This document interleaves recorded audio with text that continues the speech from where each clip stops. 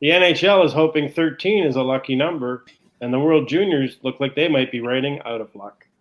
Welcome to the HockeyDebates.com podcast. Good afternoon. I'm Bob Duff. My worthy co-host Kevin Allen is always joining us. And Kevin, why don't you introduce today's guest? Yeah, our special guest is Erik Erlendsson, who is the writer for and owner of the Lightning Insider. He's up on all things Lightning. And, you know, Erik, I was preparing a column for tomorrow about a to-do list before we start the season. And number one on my list is I got to get the Lightning under the cap. Can you explain to our viewers how they're going to do that? I'm hearing that teams don't want Tyler Johnson's 4 years. They're more inclined to want Killorn at 3 years or even Palat at 2 years. What do you think will happen? Well, I mean, Tyler Johnson is the preferred player that Tampa Bay would like to part ways with. First of all, after the Mikhail Sergachev signing, which took place a couple weeks ago, they're actually $1.9 million over the salary cap.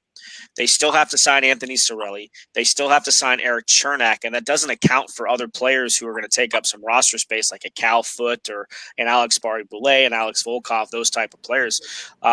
So, yeah, we know that they have to alleviate cap space. And Tyler Johnson is the guy that falls into that $5 million range. His cap hit is actually exactly $5 million. That is their preferred player to move. If you look at their roster, Braden Point's your number one center. Anthony Cirelli has basically elevated himself to number two center. It's actually pushed Steven Stamkos out to the wing, and it pushed Tyler Johnson out to the wing.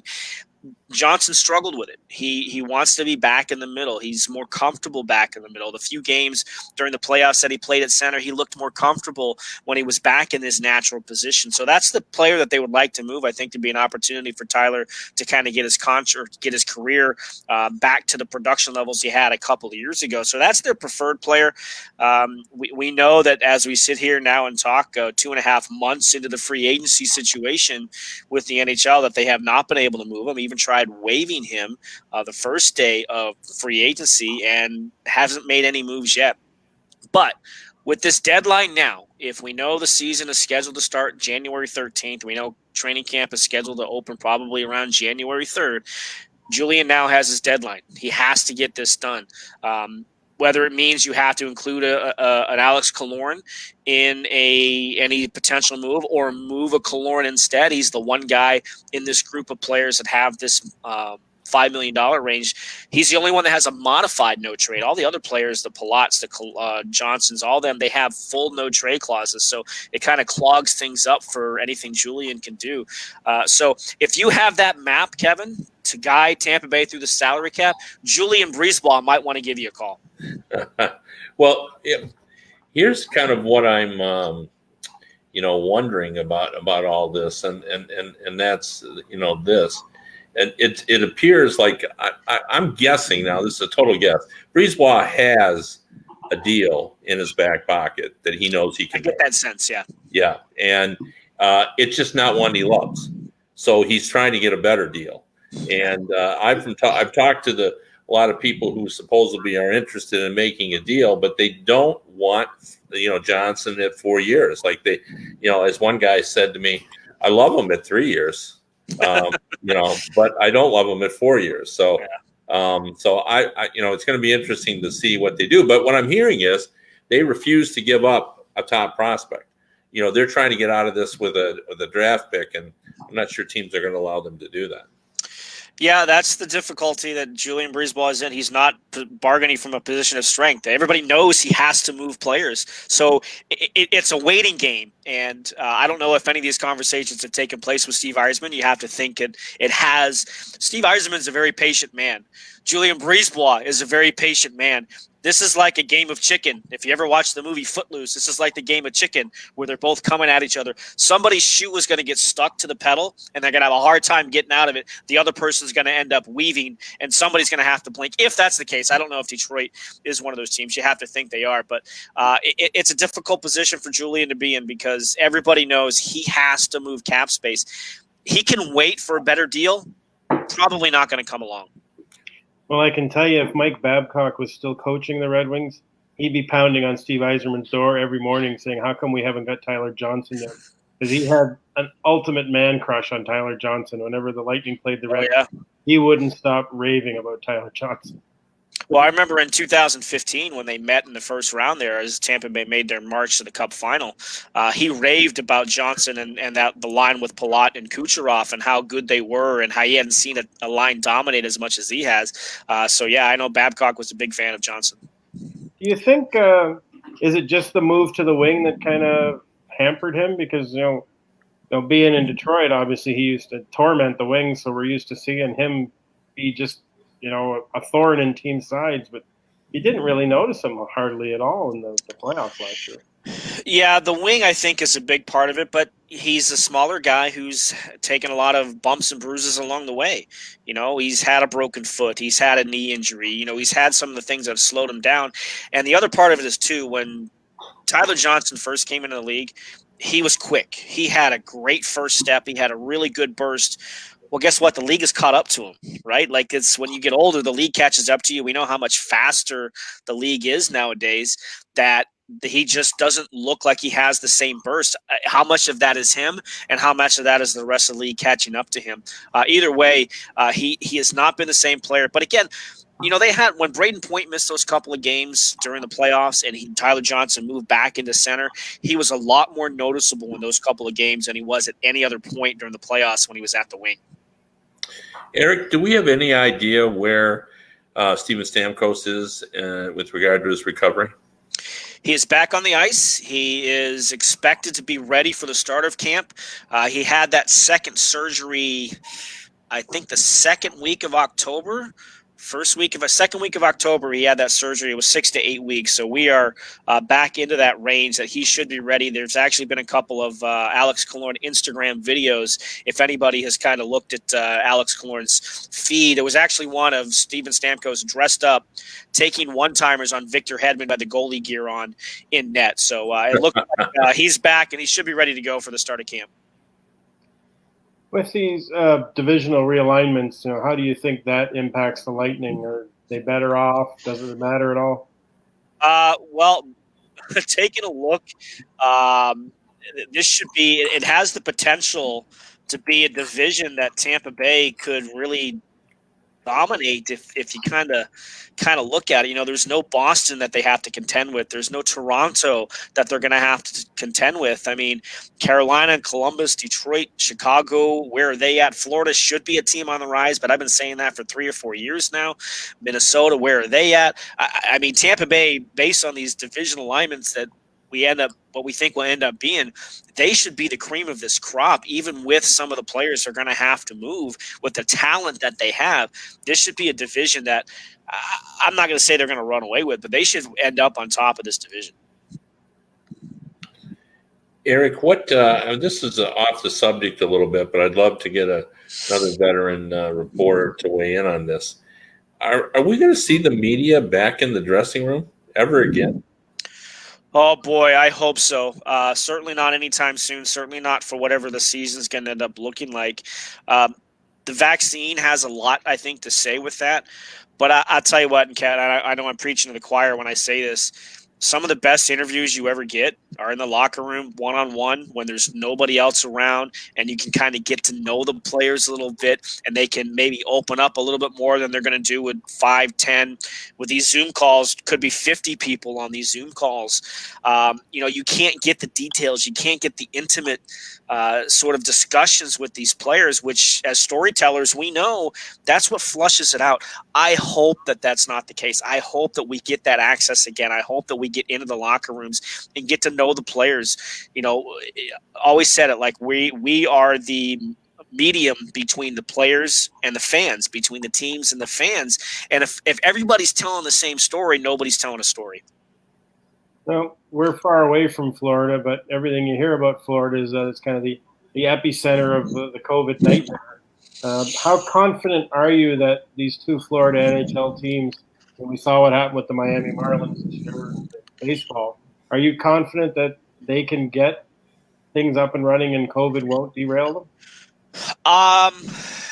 I mean, you're only as strong as your weakest link, right? Everybody has to adhere to the protocols that are in place. I mean, I can tell you the Buccaneers have had very few issues at all, and we've seen some of the issues with some of the other NFL teams. Meanwhile, the Bucs have been right in the middle of it. They've had one or two go on their COVID IR list, but they haven't had any sort of an outbreak. They haven't had to deactivate players because of it. So it can be done, but again, you have to be disciplined. You have to adhere to these protocols, and you have to have the people around you adhere to these protocols. That's what it all comes down to if you're going to keep it out of a dressing room, keep it out of a team.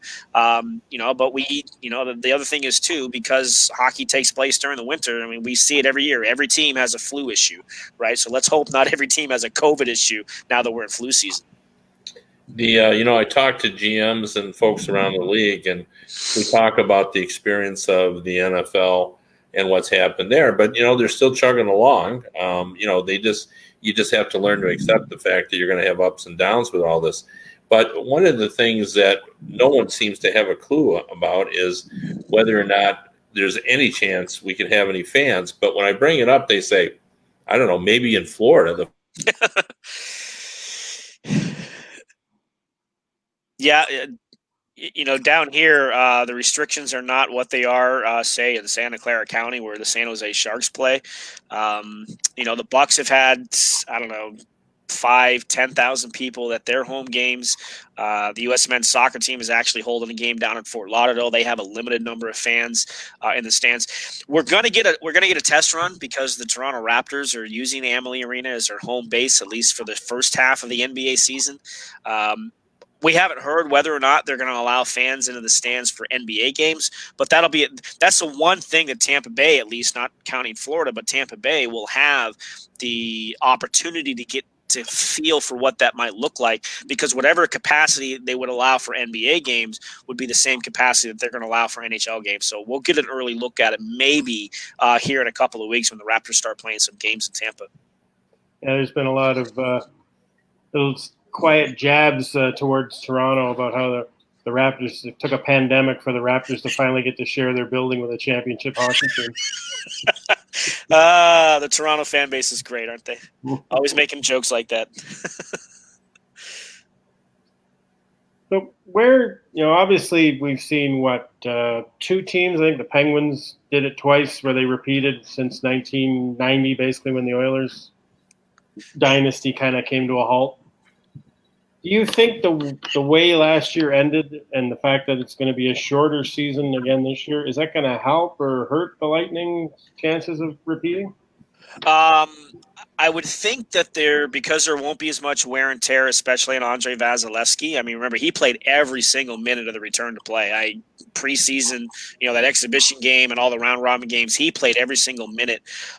So it'll be less wear and tear on Vasilevsky. You'd have to think it's going to be somewhat of a condensed schedule. So maybe he gets a lesser percentage of the starts than maybe we would have thought he would normally, because he's the guy, right? As great as Victor Hedman was, as great as Braden Point and Nikita Kucherov were in the playoffs, it was the guy in the back that was the backbone. And I know you can say that about just about any championship team, but it all started with that first game against Columbus, that 5 overtime marathon, and he didn't blink. Tampa Bay had plenty of chances, and he didn't blink. He had to face a shorthanded breakaway, I think, in the 5th overtime, and he didn't blink. He's just that guy that really is the stable rock behind them. As long as he's healthy and as long as he's not overworked, and I don't get the sense that he's going to be, there is enough talent on this team to at least give them a good chance to have that opportunity to repeat. The question now is going to be, after trying to climb the mountain for 5 years and then finally getting to the top, how strong is the motivation to get back there again? And that's probably why we've only seen one team, repeat since 91-92. Well, Erik, we appreciate having you on here. We're running out of time for you, but started because I agree with you. I think Tampa has, got at least a fair shot at repeating, probably as good a shot as anyone's had in a long time. Yeah, like I said, there's a lot of talent here, and they can put the puck in the net, and they learned how to play defense a little bit. That's going to go wonders for them because they're bringing back a lot of the same D-core minus Kevin Shattenkirk. So they should be a good team. I look forward to it. Thanks, guys. Thanks, Erik. That was Erik Erlendsson of Lightning Insider, who has covered the team for a long period of time. And It's interesting. That's I think fresh information about Steven Stamkos and where he's at. Not everybody follows Alex Killorn's Instagram, so not everybody knew how Stamkos was doing. There's been some speculation that if he had trouble with recovering from his injury, that maybe he could be an option going on long-term IR, and obviously that's not an option for them. So that's even more reason for them to quickly figure out how to get under the cap. I still think they're going to have Bob, trouble convincing someone to take Tyler Johnson a 4-year deal unless they really give them a lot. And by a lot, I mean, a first-round pick and a top prospect. Yeah, and like you say, they're on the clock now. They've had not all summer, but they've had, a few months now to get this done and didn't make it happen. And now they're running out of time to make it happen, and they may end up handicapping themselves and forcing themselves to take a deal that, maybe they don't want to make because they've left it so late to get it done. Yeah, and if we had more time, I was going to.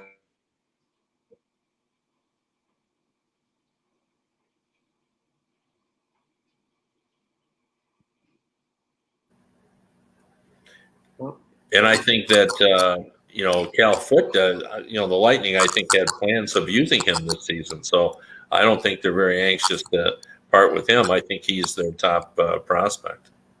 Yeah, I mean, I don't think any team wants to give up prospects this year because odds are you're going to need a lot of bodies to get through the season because inevitably there's going to be COVID's going to be an issue.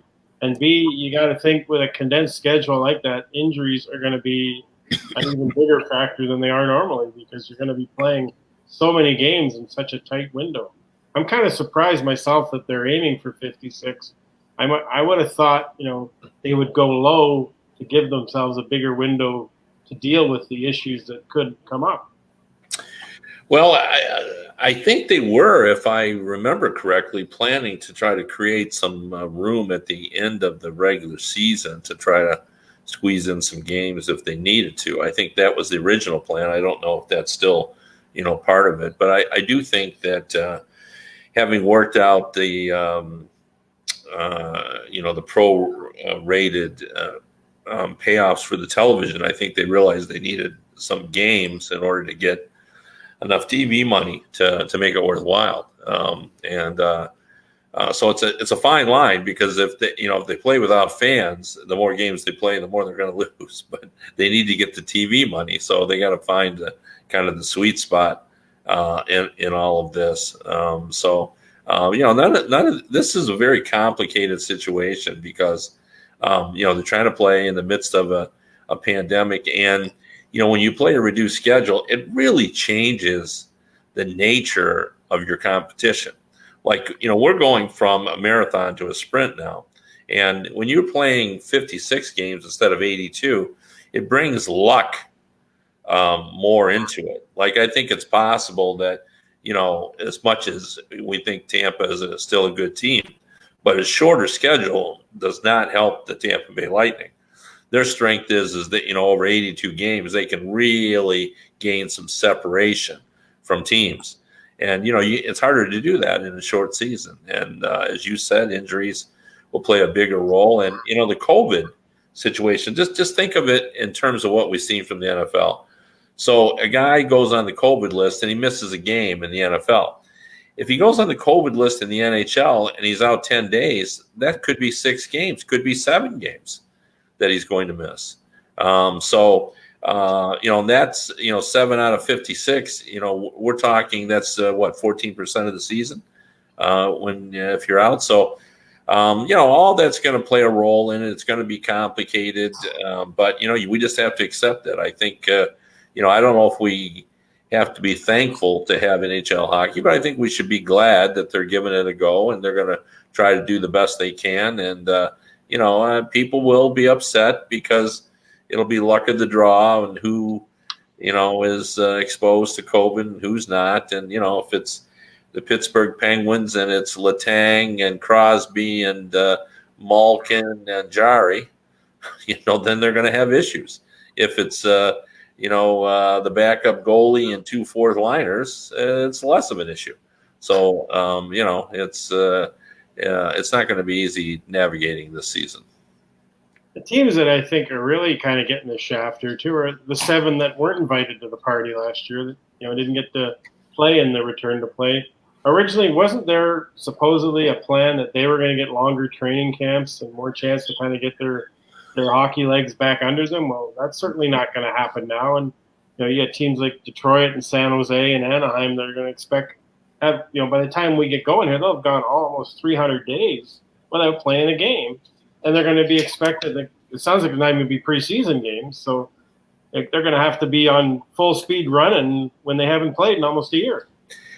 Well, yeah, that's the way I see it. But let me tell you a story. I brought that up to a general manager who is not one of those 7 teams, and he said, and I quote, "Why the hell do you want more training camp?"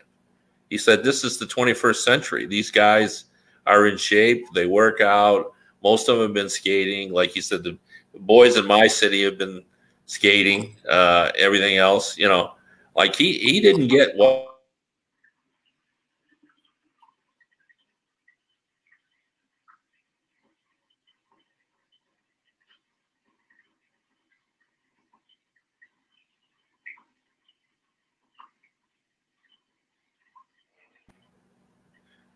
I'm with you. I thought that it would be beneficial because they've been away from the rink for so long, but he didn't think it would be much of a sacrifice. And they're only going to hold. They're starting talking about holding training camp on January 3rd and starting games on the 13th. And maybe that's the way we should be doing it anyway, because it's not the old days where you got to come to training camp to get in shape. So I think one thing, training camp and specifically preseason games offer, though, if you're a bubble guy, you get a chance in a game scenario to kind of show the team what you can do.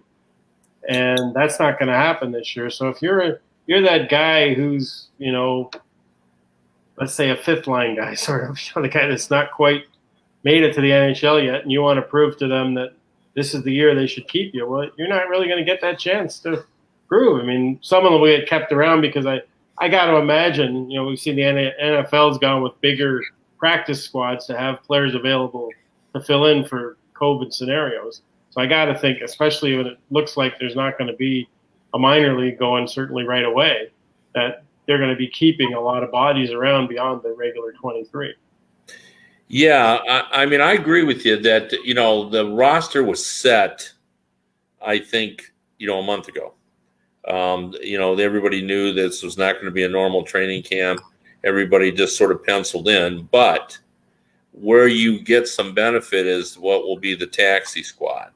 And more crucial in some areas than others. Now they're talking about the American Hockey League getting started in February. And the fact, let's use Detroit as an example because you and I live in the area. Their AHL team is in Grand Rapids, and it's a car ride to get up here. So they could actually send players there and not have any issues getting them back and forth. But in the American Hockey League, in Canada, in the Canadian division, there's trouble there. They're going to have to keep a lot more players, if allowed, in their city because they can't get them across the border. So, there's going to be a lot of details that need to be worked out here. But my understanding is they were working out the details of what the taxi squad will look like. I'm guessing it's going to look like 7 players. I wouldn't be shocked if we're going to have 30-person roster. So the chance to make the team will be in those taxi squad practices where somebody comes out of the chute slowly, and one of the taxi squad, the assistant coach said, let's throw Joe in there and see if Joe's any better than Donnie, who's been a schmuck for us. So I think there's your chance to make the team there. The other issue, too, is there's still a heck of a lot of free agents sitting out there that don't have contracts. And are we going to see a mass signing, shortly in the new year? Or are these guys just out of luck? They're out of luck. Yeah, go and look at the number of people on rosters now. Everybody's filled out their rosters for the most part. I mean, there's a couple spots here and there, but this was going to happen even if we had a normal training camp. At some point you knew, because of the way the cap was, there was going to be a market correction. And when the music stopped, some players were going to be without a chair. Now, saying all that, they'll be out there and guys are going to get hurt. Guys are going to go on long-term IR. It's going to open up some cap space, and then these guys are going to be brought in. But they're not. For a lot of them, they're going to have to wait it out. When is Seattle allowed to sign players? Because could they scoop any of these guys up?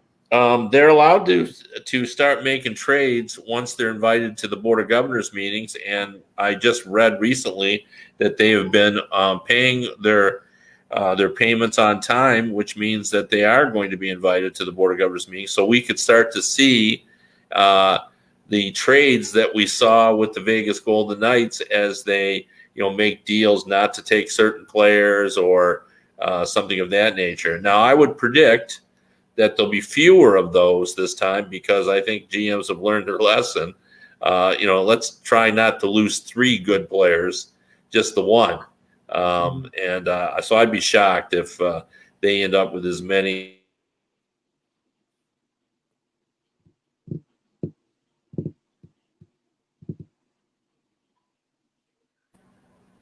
I do think the GMs have learned their lesson. Yeah, I think it's, I think they're going to be tough on Seattle because they've learned from their mistakes that they made with Vegas. They're not the first people to get played in Vegas, but they certainly got played. And I think hopefully you learn your lesson when your bank account gets wiped out, or in this case, your prospect pool gets wiped out. And I think that you'll see Seattle will be closer to what we're used to seeing from an expansion team, that they won't be going out there and setting any league records. Bob, I got another question for you, and I don't have an answer. But the other issue that the league and the Players Association is working out is what happens with the players who choose not to participate in COVID-19 hockey.